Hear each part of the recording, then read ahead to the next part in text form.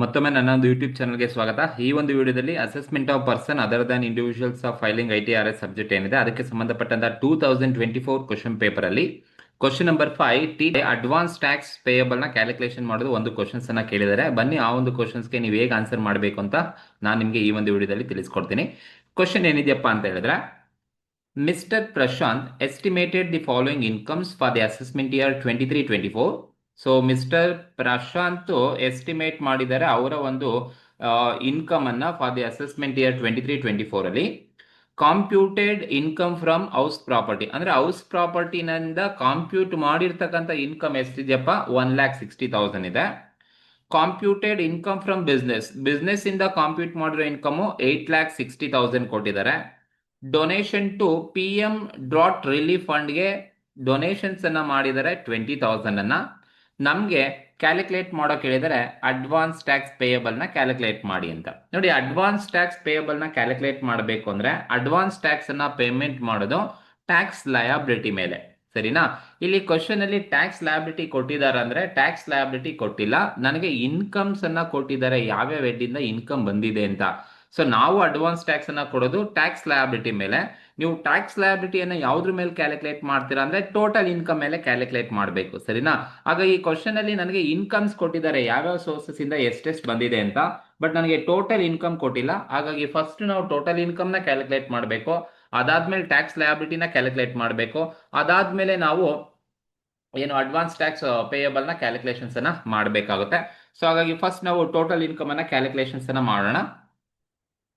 ನೋಡಿ, ಫಸ್ಟ್ ನಾವು total income ನ ಕ್ಯಾಲ್ಕುಲೇಟ್ ಮಾಡೋಣ. ಟೋಟಲ್ ಇನ್ಕಮ್ ಅಥವಾ ಟ್ಯಾಕ್ಸಬಲ್ ಇನ್ಕಮ್. ಸೊ ಈ ತರ ಎರಡು ಕಾಲಮ್ ಹಾಕೊಳ್ಳಿ. ಫಸ್ಟ್ ಟೋಟಲ್ ಇನ್ಕಮ್ ನ ಕ್ಯಾಲ್ಕುಲೇಟ್ ಮಾಡಬೇಕು ಅಂದ್ರೆ ನಿಮಗೆ ಗೊತ್ತು, ಯಾವ್ಯಾವ ಹೆಡ್ಡಿಂದ ಇನ್ಕಮ್ ಅನ್ನ ರಿಸೀವ್ ಮಾಡ್ತಾ ಇದಾರೆ ಅದನ್ನ ಕರೆಕ್ಟ್ ಆಗಿ ನೋಡ್ಕೊಂಡು ನೀವು ತಗೋಬೇಕಾಗುತ್ತೆ.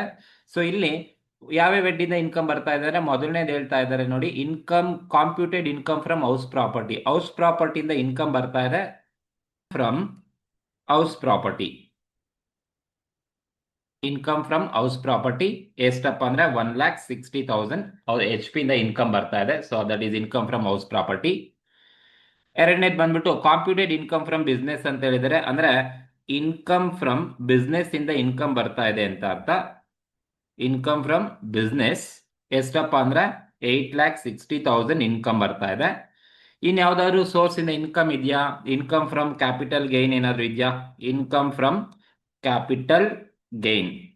ಕ್ವಶನ್ ಅಲ್ಲಿ ಕ್ಯಾಪಿಟಲ್ ಗೈನ್ ರಿಲೇಟೆಡ್ ಯಾವುದೇ ಇನ್ಕಮ್ ಕೊಟ್ಟಿಲ್ಲ, ಹಾಗಾಗಿ ಯಾವುದು ಇಲ್ಲ, nil. Okay, next income from other source. Other source ಇಂದ ಯಾವ್ದಾದ್ರು ಇನ್ಕಮ್ ಇದೆಯಾ ಅಂದ್ರೆ ಯಾವ್ದು ಇಲ್ಲ. ಸೊ ಇಲ್ಲಿ ಕೊಟ್ಟಿರೋದು ಇನ್ಕಮ್ ಅಲ್ಲ, ಇದು ಡೊನೇಷನ್ ಮಾಡ್ತಾ ಇರೋದು ಇನ್ಕಮ್ ಅಲ್ಲ. ಸೊ ನೀವು ಟೋಟಲ್ ಇನ್ಕಮ್ ಮಾಡಬೇಕು ಅಂದ್ರೆ ಈ 4 ಸೋರ್ಸ್ ಇಂದ ಇನ್ಕಮ್ ಇದೆಯಾ ನೋಡ್ಕೊಳ್ಳಿ. ಸೊ ಇನ್ಕಮ್ ಫ್ರಮ್ HP ಕೊಟ್ಟಿದ್ದಾರೆ 1,60,000 ತಗೊಂಡೆ, ಬಿಸ್ನೆಸ್ ಕೊಟ್ಟಿದ್ದಾರೆ 8,60,000 ತಗೊಂಡೆ, ಕ್ಯಾಪಿಟಲ್ ಗೇನ್ ಇಂದ ಇನ್ಕಮ್ ಇಲ್ಲ, ಅದರ್ ಸೋರ್ಸ್ ಇಂದ ಇನ್ಕಮ್ ಕೊಟ್ಟಿಲ್ಲ, ಕೊಟ್ಟಿದ್ರೆ ತಗೊಳ್ತಿದ್ದೆ, ಯಾವುದು ಕೊಟ್ಟಿಲ್ಲ. ಸೊ ಈಗ ನಾನೇನ್ ಮಾಡ್ತೀನಿ ಅಂದ್ರೆ ಟೋಟಲ್ ಮಾಡ್ಕೊಳ್ತೀನಿ. ಎರಡು ಟೋಟಲ್ ಮಾಡ್ಕೊಂಡ್ರೆ ನನಗೆ ಎಷ್ಟು ಬರುತ್ತಪ್ಪ ಅಂದ್ರೆ, ಸೊ 1,60,000 ಪ್ಲಸ್ 8,60,000 ಎರಡು ಟೋಟಲ್ ಮಾಡಿದ್ರೆ ನಮಗೆ 60,000 ಎರಡು ಆಡ್ ಮಾಡಿದ್ರೆ ನನಗೆ ಎಷ್ಟು ಬರುತ್ತೆ ಅಂದ್ರೆ 10,20,000 ಸಿಗುತ್ತೆ. This is what gross total income, GTI, gross total income ಅಂತ ಕರಿಬೇಕು. ಸೊ ಈ ಗ್ರಾಸ್ ಟೋಟಲ್ ಇನ್ಕಮ್ ಅಲ್ಲಿ ನೀವೇನ್ ಮಾಡಿ ಅಂದ್ರೆ less any deductions under section 18 ನಲ್ಲಿ ಏನಾದ್ರು ಡಿಡಕ್ಷನ್ಸ್ ಇದೆಯಾ ಅಂದ್ರೆ ಅಂಡರ್ ಸೆಕ್ಷನ್ 80G ನಲ್ಲಿ ಒಂದು ಡಿಡಕ್ಷನ್ಸ್ ಇದೆ. ಕ್ವಶನ್ ಅಲ್ಲಿ ಯಾವ್ದಪ್ಪ ಅದು ಡಿಡಕ್ಷನ್ ಅಂತ ಹೇಳಿದ್ರೆ, ಇಲ್ಲಿ ನೋಡಿ ಡೊನೇಷನ್ ಕೊಟ್ಟಿದ್ದಾರೆ. ನೋಡಿ, ಎನಿ ಡೊನೇಷನ್ಸ್ ಎಲ್ಲೇ ಕೊಡ್ಲಿ, ಓಕೆ, ಡೊನೇಷನ್ ಕೊಟ್ಟಿದ್ದಾರೆ ಅಂದ್ರೆ that is eligible for deduction under section 80G ನಲ್ಲಿ ಡಿಡಕ್ಷನ್ಸ್ಗೆ ಬರ್ತಕ್ಕಂಥದ್ದು. ಹಾಗಾಗಿ ನಾವು ಅದನ್ನ ಲೆಸ್ ಮಾಡಬೇಕು. ಸೊ ಅಂಡರ್ ಸೆಕ್ಷನ್ 80G ನಲ್ಲಿ ಡೊನೇಷನ್ಸ್ ಕೊಟ್ಟಿರೋದ್ರಿಂದ ಡೊನೇಷನ್ ಟು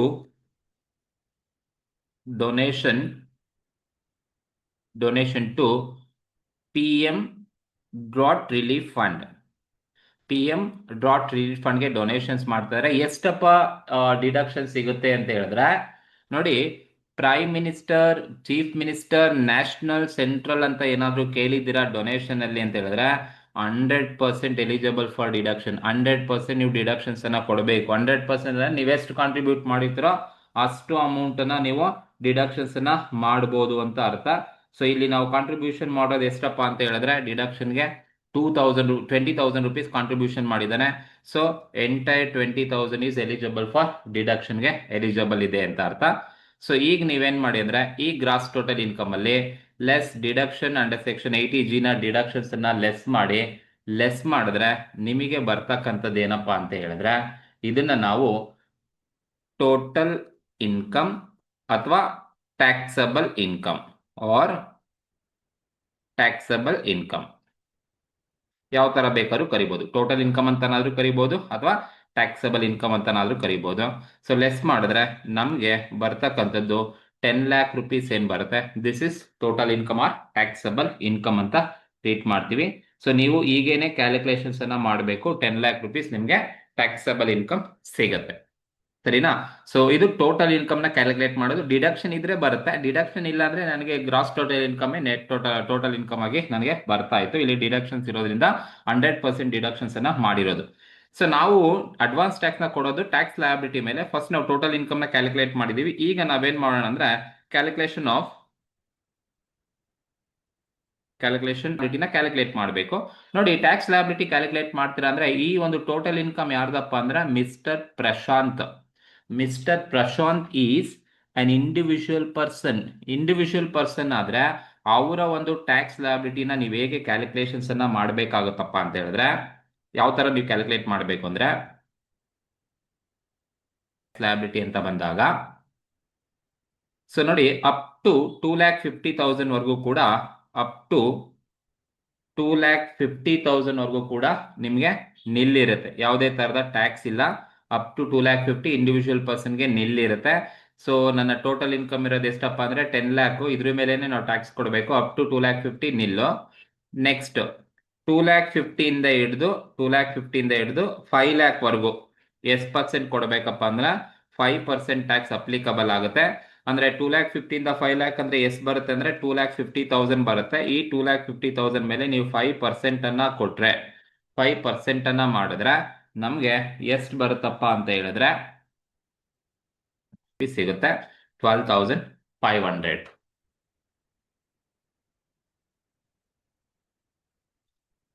12,500 ಅನ್ನ ತಗೋಬೇಕಾಗುತ್ತೆ.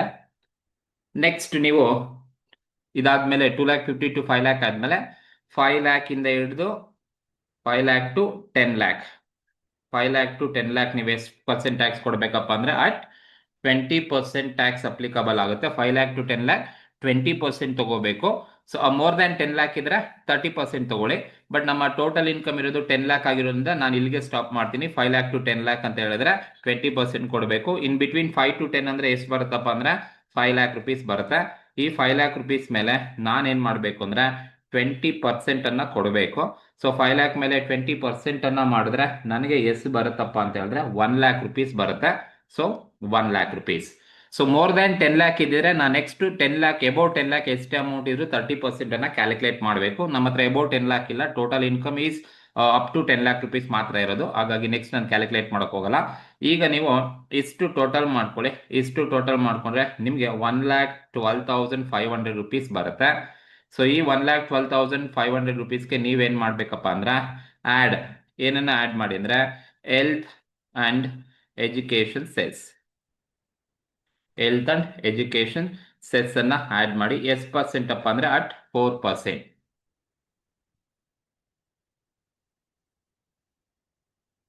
Health and education cess at 4%. ಯಾವ್ದ್ರ ಮೇಲೆ 4% ಅಪ್ಪ ಅಂತ ಹೇಳಿದ್ರೆ ಸೊ ನಾವು 4% ಯಾವ್ದ್ರ ಮೇಲೆ ಕೊಡಬೇಕು ಅಂದ್ರೆ ನಮ್ಗೆ ಈಗ ಎಷ್ಟು ಬಂದಿರ್ತಕ್ಕಂಥದ್ದು ಟ್ಯಾಕ್ಸ್ ಅಂತ ಹೇಳಿದ್ರೆ 1,12,500 ಏನಿದೆ ಇದ್ರ ಮೇಲೆ 4% ಅನ್ನ ಮಾಡಬೇಕು. 1,12,500 ಮೇಲೆ ನಾವು 4% ಅನ್ನ ಮಾಡಿದ್ರೆ 4,500 ಬರುತ್ತೆ. 4,500 ಅನ್ನ ತಗೋಬೇಕಾಗತ್ತೆ. ಈಗ ಈ 1,12,000 ಪ್ಲಸ್ 1,12,500 1,12,500 ಪ್ಲಸ್ 4,500 ಎರಡು ಆಡ್ ಮಾಡಿದ್ರೆ ನನಗೆ ಸೊ 1,17,000 ಬರುತ್ತೆ. This is what 1,17,000 is tax liability, total tax liability. ಇದನ್ನು ನಾವು ಟೋಟಲ್ ಟ್ಯಾಕ್ಸ್ ಲಯಬಿಲಿಟಿ ಅಂತ ಕರಿತೀವಿ. ಓಕೆ. ಸೊ ನಾವು ಕ್ಯಾಲ್ಕುಲೇಟ್ ಮಾಡಬೇಕಾಗಿರೋದು ಅಡ್ವಾನ್ಸ್ ಟ್ಯಾಕ್ಸ್. ನಾನು ಅಡ್ವಾನ್ಸ್ ಟ್ಯಾಕ್ಸ್ ನ ಕ್ಯಾಲ್ಕುಲೇಟ್ ಮಾಡೋದು ಯಾವ್ದ್ರ ಮೇಲೆ ಅಂತ ಹೇಳಿದ್ರೆ ನಾನು ಟ್ಯಾಕ್ಸ್ ಲಯಬಿಲಿಟಿ ಮೇಲೆನೆ ಮಾಡಬೇಕಾಗಿರೋದು. ಆಗ ಈ ಕ್ವಶನ್ ಅಲ್ಲಿ ಟ್ಯಾಕ್ಸ್ ಲಯಬಿಲಿಟಿ ಕೊಟ್ಟಿಲ್ಲ, ಸೊ ಇನ್ಕಮ್ಸ್ ಅನ್ನ ಕೊಟ್ಟಿದ್ದಾನೆ. ಆ ಇನ್ಕಮ್ಸ್ ನೆಲ್ಲ ಟೋಟಲ್ ಮಾಡ್ಕೊಂಡು ನನಗೆ ಟೋಟಲ್ ಇನ್ಕಮ್ ಬಂತು. ಅದಾದ್ಮೇಲೆ ಆ ಟೋಟಲ್ ಇನ್ಕಮ್ ಮೇಲೆ ಇಂಡಿವಿಜುವಲ್ ಪರ್ಸನ್ ಆಗಿರೋದ್ರಿಂದ ನಾನು ಟ್ಯಾಕ್ಸ್ ಲಯಬಿಲಿಟಿಯನ್ನ ಕ್ಯಾಲ್ಕುಲೇಟ್ ಮಾಡಬೇಕು. ಇದೇ ತರ up to 2,50,000 nil, 2,50,000 to 5,00,000 5%, 5,00,000 to 10 20%, about 10 ಇದ್ರೆ 30% ಕೊಡಿ. Add health and education 4% add ಮಾಡ್ಕೊಳ್ಳಿ, ನಿಮಗೆ ಟೋಟಲ್ ಟ್ಯಾಕ್ಸ್ ಲಯಬಿಲಿಟಿ ಬರುತ್ತೆ. ಈಗ ನಾವು ಅಡ್ವಾನ್ಸ್ ಟ್ಯಾಕ್ಸ್ ಪೇಯಬಲ್ ನ ಕ್ಯಾಲ್ಕುಲೇಷನ್ಸ್ ಅನ್ನ ಮಾಡಬೇಕು. 4 ಇನ್ಸ್ಟಾಲ್ಮೆಂಟ್ ಅಲ್ಲಿ ಅಡ್ವಾನ್ಸ್ ಟ್ಯಾಕ್ಸ್ ಅನ್ನ ಪೇಮೆಂಟ್ ಅನ್ನ ಮಾಡಬೇಕಾಗುತ್ತೆ. ಸೊ ಈಗ ನಾವು ಅಡ್ವಾನ್ಸ್ ಟ್ಯಾಕ್ಸ್ ಪೇಯಬಲ್ ನ ಕ್ಯಾಲ್ಕುಲೇಷನ್ಸ್ ಅನ್ನ ಮಾಡೋಣ. ಅಡ್ವಾನ್ಸ್ ಟ್ಯಾಕ್ಸ್ ಪೇಯಬಲ್ ನ ನೀವು ಕ್ಯಾಲ್ಕುಲೇಷನ್ಸ್ ಅನ್ನ ಮಾಡ್ತೀರಾ ಅಂತ ಹೇಳಿದ್ರೆ, ಸೊ ಆಸ್ ಯೂಶುವಲ್ 4 ಸ್ಟೆಪ್ ಕೂಡ ಮಾಡಬೇಕಾಗುತ್ತೆ. ಸೊ ಇಲ್ಲಿ 4 ಇನ್ಸ್ಟಾಲ್ಮೆಂಟ್ ಇದೆ. ಮೊದಲನೇ ಇನ್ಸ್ಟಾಲ್ಮೆಂಟ್ ಬಂದು on or before 15th June. On or before 15 June ನೀವು ಎಷ್ಟು ಪರ್ಸೆಂಟ್ ಕೊಡ್ಬೇಕಪ್ಪ ಅಂದ್ರೆ 15% ಕೊಡಬೇಕು. ಸೊ ಯಾವ್ದ್ರ ಮೇಲೆ ಅಂದ್ರೆ ನಿಮ್ಮ ಟ್ಯಾಕ್ಸ್ ಲಯಬಿಲಿಟಿ ಎಷ್ಟಿದೆಪ್ಪ ಅಂದ್ರೆ 1,17,000 ರುಪೀಸ್ ಏನಿದೆ, ಇದ್ರ ಮೇಲೆ ನೀವು 15% ಅನ್ನ ಕೊಡಬೇಕು. ನಿಮ್ ಟ್ಯಾಕ್ಸ್ ಲಯಬಿಲಿಟಿ ಮೇಲೆನೆ ಕೊಡೋದು. ಸೊ ಈಗ 1,17,000 ಮೇಲೆ 15% ಅನ್ನ ಮಾಡಿದ್ರೆ ನನಗೆ 17,550 ರುಪೀಸ್ ಬರುತ್ತೆ. ಸೊ ಮೊದಲನೇ ಇನ್ಸ್ಟಾಲ್ಮೆಂಟ್ ಅಲ್ಲಿ ನಾನು 17,550 ರುಪೀಸ್ ಅನ್ನ ಪೇಮೆಂಟ್ ಮಾಡಬೇಕಾಗುತ್ತೆ ಆನ್ ಆರ್ ಬಿಫೋರ್ 15 ಜೂನ್ 15%. ಎರಡನೇ ಇನ್ಸ್ಟಾಲ್ಮೆಂಟ್ ಬಂದು on or before 15th September. On or before 15 September 45% ಇರೋದು, ಬಟ್ ನಾವು 45% ಅನ್ನ ಕೊಟ್ಟು ಆಗಿಲ್ಲ, 30% ಅಷ್ಟೇ ಕೊಡಬೇಕು. ಏನಕ್ಕೆ ಅಂದ್ರೆ ಮೊದಲನೇ ವರ್ಷದ್ದು ಕ್ಯುಮ್ಯುಲೇಟಿವ್ ಆಗಿ ಇಲ್ಲಿ ಕವರ್ ಆಗಿರುತ್ತೆ. ಹಾಗಾಗಿ ನಾವು 1,17,000 ಏನಿದೆ, 1,17,000 ರುಪೀಸ್ ಮೇಲೆ 30% ಅನ್ನ ಕ್ಯಾಲ್ಕುಲೇಷನ್ಸ್ ಅನ್ನ ಮಾಡಬೇಕು. 30%. ಏನಕ್ಕೆ 30% ಅಂದ್ರೆ ಇಲ್ಲಿ ತೋರಿಸಿರ್ತೀನಿ. ಟೋಟಲ್ ಸೆಕೆಂಡ್ ಇನ್ಸ್ಟಾಲ್ಮೆಂಟ್ ಅಲ್ಲಿ ನಾನು 45% ಕೊಡಬೇಕು. ಇದು ಕ್ಯುಮ್ಯುಲೇಟಿವ್ ಆಗಿ 45% ಇರುತ್ತೆ. ಹಾಗಾಗಿ ಅದ್ರಲ್ಲಿ ನಾನೇನ್ ಮಾಡ್ಬೇಕು ಅಂದ್ರೆ ಮೈನಸ್ ಫಸ್ಟ್ ಇಯರ್ದು ಎಷ್ಟು ಪರ್ಸೆಂಟ್ ಪೇಮೆಂಟ್ ಮಾಡಿದ್ಯಪ್ಪ ಅಂದ್ರೆ 15% ನೀವು ಲೆಸ್ ಮಾಡ್ಕೋಬೇಕು. ಅವಾಗ ನಿಮ್ಗೆ 30% ಬಂದ್ಬಿಡುತ್ತೆ. ಸೊ ದಟ್ 1,17,000 ಮೇಲೆ ಇಂಟು 30% ಮಾಡಿದ್ರೆ ನೀವು 35,100 ರುಪೀಸ್ ಅನ್ನ ಪೇಮೆಂಟ್ ಮಾಡಬೇಕಾಗುತ್ತೆ. 35,100 ಈ ಸೆಕೆಂಡ್ ಇನ್ಸ್ಟಾಲ್ಮೆಂಟ್ ಅಲ್ಲಿ ಪೇಮೆಂಟ್ ಮಾಡಬೇಕು. Then third installment on or before 15th December. 15 December ಎಷ್ಟು ಪೇಮೆಂಟ್ ಮಾಡಬೇಕಂದ್ರೆ ನೀವು 75% ಪೇಮೆಂಟ್ ಮಾಡಬೇಕು. ಸೊ ಯಾವ್ದ್ರ ಮೇಲೆ ಅಂದ್ರೆ 1,17,000 ಏನಿದೆ ನಮ್ಮ ಟ್ಯಾಕ್ಸ್ ಲಯಬಿಲಿಟಿ, ಅದ್ರ ಮೇಲೆ ನಾವು 75% ಕೊಡಬೇಕಂದ್ರೆ ಇಲ್ಲ, 75 ಕೊಡೋ ಆಗಿಲ್ಲ, ಓನ್ಲಿ 30% ಮಾತ್ರನೇ ಕೊಡಬೇಕು. ಏನಕ್ಕೆ 30% ಮಾತ್ರ ಅಂದ್ರೆ ನೋಡಿ, ಥರ್ಡ್ ಇನ್ಸ್ಟಾಲ್ಮೆಂಟ್ ಅಲ್ಲಿ ಇರೋದು 75%, ಮೈನಸ್ ನಾನು ಸೆಕೆಂಡ್ ಇನ್ಸ್ಟಾಲ್ಮೆಂಟ್ ಅಲ್ಲಿ ಆಲ್ರೆಡಿ 45% ಅನ್ನ ಸೆಕೆಂಡ್ ಇನ್ಸ್ಟಾಲ್ಮೆಂಟ್ ಅಲ್ಲಿ 45% ಪೇಮೆಂಟ್ ಮಾಡಿರ್ತೀನಿ. 75 ಅಲ್ಲಿ 45 ಹೋದ್ರೆ 30% ಮಾತ್ರ ಕಟ್ಟಬೇಕು. ಸೊ ಕ್ಯಾಲ್ಕುಲೇಟ್ ಮಾಡಿದ್ರೆ ನಮಗೆ 35,100 ರುಪೀಸ್ ಥರ್ಡ್ ಇನ್ಸ್ಟಾಲ್ಮೆಂಟ್ ಅಲ್ಲಿ ಪೇಮೆಂಟ್ ಮಾಡಬೇಕಾಗುತ್ತೆ. ಅಂಡ್ ಫೋರ್ತ್ ಇನ್ಸ್ಟಾಲ್ಮೆಂಟ್ ಬಂದು on or before 15th March.